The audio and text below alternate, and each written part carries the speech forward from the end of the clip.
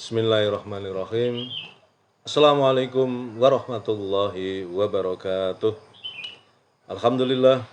Alhamdulillahirabbil alamin wassalatu wassalamu asrofil anbiya wal mursalin sayyidina Muhammadin wa ala alihi washabbihi ajmain. Rabbi israh li sadri wa yassir li amri wahlul 'uqdatam min lisani yafqahu qawli. Halo teman-teman sekalian, sahabat yang mulia, apa kabar? Alhamdulillah. Kita berjumpa lagi di dunia maya dalam keadaan sehat walafiat. Dan oleh karena itu mari kita terus berdoa terus bersyukur kepada Allah atas segala karunia yang telah diberikan kepada kita yang begitu banyak dan mustahil kita bisa menghitungnya. Di antaranya adalah karunia kesehatan, karunia kesempatan, karunia umur panjang yang barokah, dan tentu karunia yang paling agung adalah karunia iman dan Islam. Karena dengan keduanya itulah kita akan selamat fid dunya wal akhirah.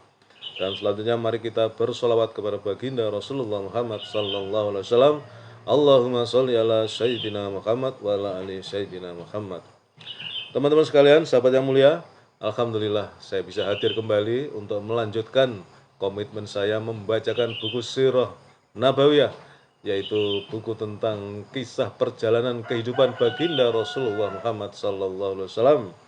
Dan pada pagi ini kita masuk ke sub tentang upaya Quraisy mengancam Abu Thalib, ya. Seperti di sub-sub sebelumnya sudah saya sampaikan betapa kaum kafir Quraisy ini melakukan berbagai upaya dan ikhtiar untuk menghentikan dakwah Rasulullah Muhammad SAW, dan semuanya gagal total. Dan sekarang mereka punya planning, mereka punya rencana untuk mulai mengancam, ya, paman beliau Abu Thalib. Karena paman beliau ini Abu Thalib, ya, meskipun pada akhirnya tetap dalam kekafiran, artinya tidak bersyahadat, tetapi sepanjang perjuangan dakwah Rasulullah, paman beliau inilah yang selalu mendukung ataupun membelanya. Ya, oleh karena itu pada sub ini kaum kafir Quraisy berupaya untuk mengancam paman beliau ini, ya. Para pembesar Quraisy mendatangi Abu Thalib dan mereka berkata, "Wahai Abu Thalib, sesungguhnya engkau di tengah kami adalah orang yang kami tuakan, memiliki kemuliaan dan kedudukan. Sungguh kami telah meminta engkau untuk mencegah anak pamanmu, tetapi engkau tidak melakukannya. Demi Allah, kami sudah kehilangan kesabaran menghadapi masalah ini. Dia mencerca nenek moyang kami, membodoh-bodohkan harapan-harapan kami, dan mencela Tuhan-Tuhan kami. Maka hentikanlah dia, atau kami akan memeranginya, dan engkau berada di pihaknya hingga salah satu pihak di antara kita binasa." Ancaman keras ini cukup menggentarkan Abu Thalib, maka dia mengirim utusan untuk menemui Rasulullah Sallallahu Alaihi Wasallam. Lalu dia berkata kepadanya, "Wahai anak saudaraku, sesungguhnya kaummu telah mendatangi aku. Mereka berkata begini dan begini. Maka hentikanlah demi diriku dan dirimu sendiri. Janganlah engkau membebani aku dengan sesuatu di luar kesanggupanku." Rasulullah SAW menyangka bahwa pamannya telah menelantarkannya dan sudah tidak mau lagi mendukungnya. Maka beliau bersabda, "Wahai pamanku, demi Allah, andaikan mereka sanggup meletakkan matahari di tangan kananku dan rembulan di tangan kiriku, agar aku meninggalkan agama ini, aku tidak akan meninggalkannya hingga Allah memenangkan agama ini atau aku binasa karenanya." Mendengar hal itu, Abu Thalib menangis dan bercucuran air mata. Lalu dia bangkit. Tatkala beliau beranjak pergi, Abu Thalib memanggil beliau lalu berkata, "Pergilah anak saudaraku, katakanlah apa saja yang kau sukai. Demi Allah, aku tidak akan pernah menyerahkanmu kepada siapapun selamanya." Kemudian dia menyenandungkan syair, "Demi Allah, mereka semua tidak akan bisa menjamah hingga aku terbujur kaku di dalam tanah. Tampakkanlah urusanmu dan jangan kurangi. Ambillah yang kau suka dan senangi." Kemudian berikutnya adalah Quraisy mendatangi Abu Thalib sekali lagi. Tatkala kaum Quraisy melihat Rasulullah SAW tetap menjalankan aktivitasnya, mereka menyadari bahwa Abu Thalib ternyata enggan mengucilkan Rasulullah SAW, juga kesanggupannya untuk berpisah dengan mereka dan bahkan memusuhi mereka. Maka mereka mendatangi Abu Thalib sekali lagi sambil membawa Ammarah bin Walid bin Mughirah. Kata mereka, "Wahai Abu Thalib, ini adalah pemuda Quraisy yang paling gagah dan paling tampan. Ambillah dia sebagai anakmu dan dia menjadi milikmu. Lalu serahkan anak saudaramu kepada kami yang telah menentang agamamu dan agama nenek moyangmu, yang telah memecah belah kaummu, membodoh-bodohkan harapan mereka, agar kami bisa membunuhnya. Penukaran ini sudah impas, satu orang dengan satu orang. Demi Allah, apa yang kalian tawarkan kepadaku," ini kata Abu Thalib ya, "ini benar-benar sangat menjijikkan. Apakah kalian menyerahkan anak kalian kepadaku untuk kuberi makan untuk kepentingan kalian, lalu kuberikan anakku untuk kalian bunuh? Demi Allah, ini sama sekali tidak akan kulakukan," kata Abu Thalib. Mut'im bin Adi bin Naufal bin Abdul Manaf berkata, "Wahai Abu Thalib, kaummu telah berbuat adil kepadamu dan berupaya untuk melepaskanmu dari apa yang sebenarnya engkau benci. Menurutku, engkau tidak ingin menerima sesuatu pun dari mereka." Abu Thalib berkata, "Demi Allah, engkau tidak berlaku adil kepadaku. Bahkan engkau sudah berhimpun untuk menyingkirkan aku dan mempengaruhi mereka untuk memusuhiku. Berbuatlah semaumu." Berbagai referensi sejarah tidak menyebutkan saat dia kedatangan kali kedua dan delegasi orang-orang Quraisy ini. Tetapi dengan mencermati secara seksama berbagai indikasi dan bukti-bukti yang ada, tampak bahwa sesungguhnya kedua perutusan delegasi tersebut terjadi pada pertengahan tahun ke-6 kenabian. Sebab rincian mengenai kedua peristiwa itu sangat minim. Kemudian sebagai closing, saya akan menyampaikan tentang sub-ide untuk menghabisi Nabi SAW. Setelah orang-orang Quraisy mengalami kegagalan dalam 2 kali kedatangan mereka untuk mempengaruhi Abu Thalib, maka mereka kembali bersikap keras dan ganas, bahkan melebihi yang sebelumnya.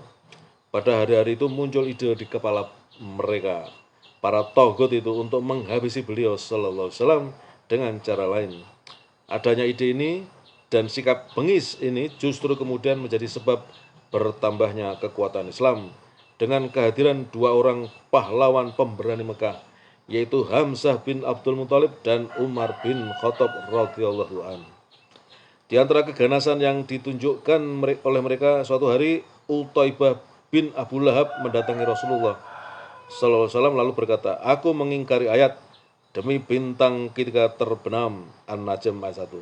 Dan ayat yang mendekat lalu bertambah dekat lagi, Jibril alaihissalam. Kemudian dia mulai mengganggu beliau, merobek baju beliau dan meludah ke muka beliau.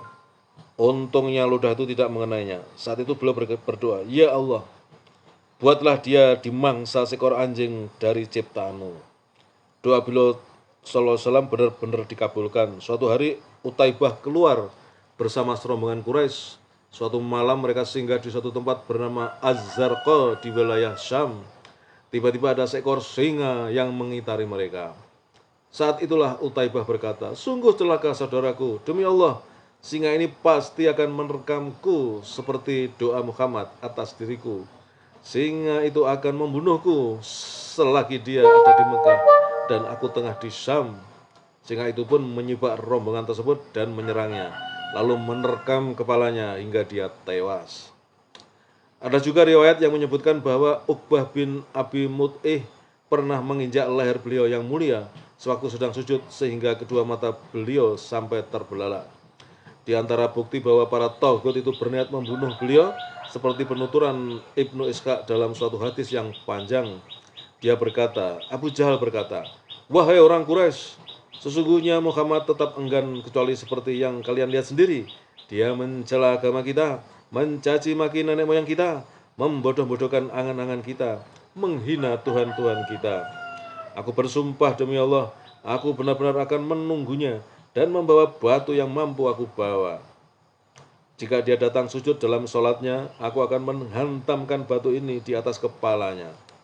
Saat itulah, biarkanlah aku atau belahlah aku.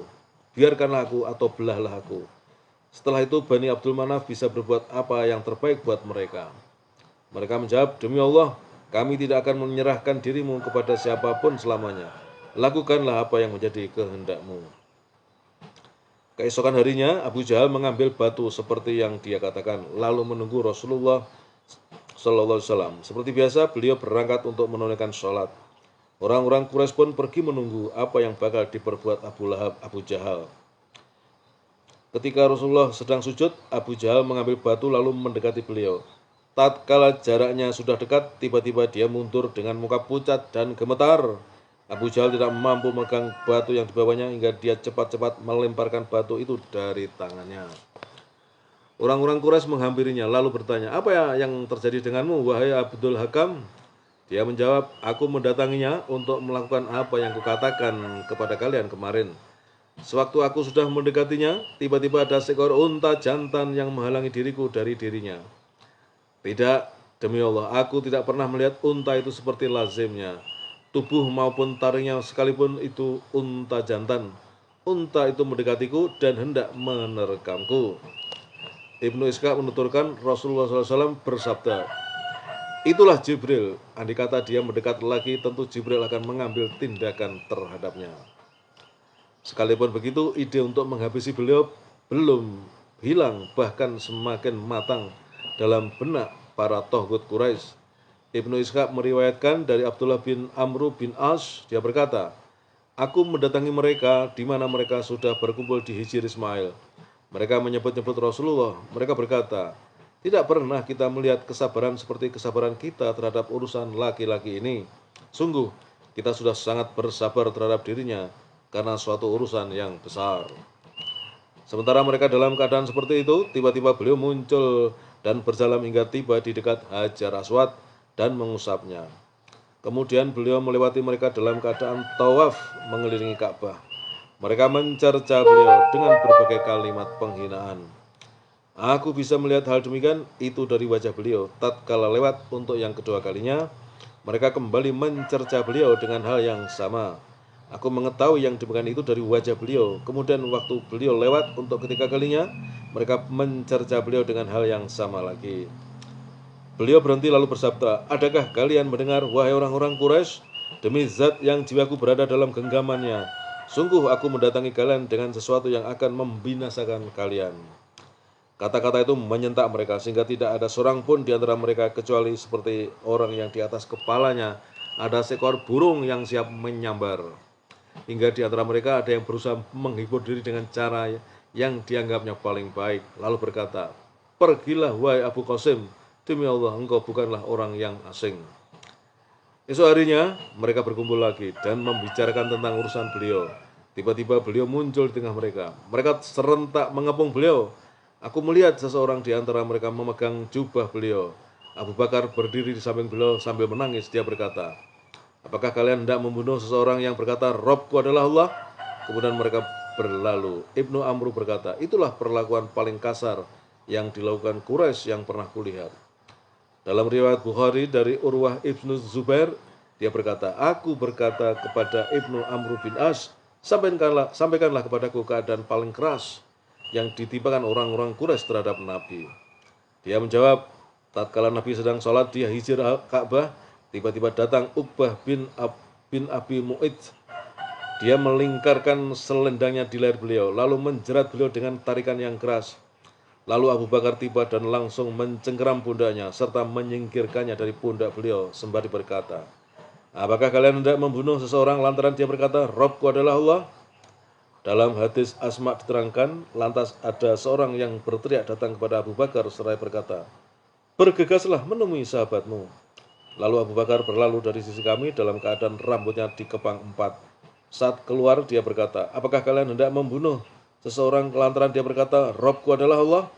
Dia kembali ke tengah-tengah kami dan tidaklah kami menyentuh kepang rambutnya kecuali dia mengucapkan bersama kami, Inna lillahi wa inna ilaihi raji'un. Baik teman-teman, demikian untuk pagi ini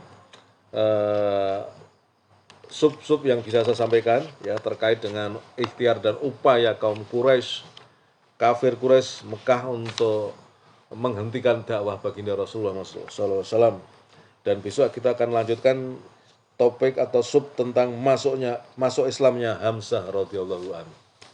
Demikian teman-teman, mudah-mudahan bermanfaat. Dengan kita mengerti tentang sejarah perjalanan Rasulullah Muhammad SAW, kita semakin mencintai beliau, dan kelak di akhirat beliau mengakui kita sebagai umatnya, sehingga kita bisa menikmati, menerima air minum dari telaga beliau, dan kemudian kita akan mendapatkan syafaat beliau atas izin Allah. Terima kasih. Assalamualaikum warahmatullahi wabarakatuh.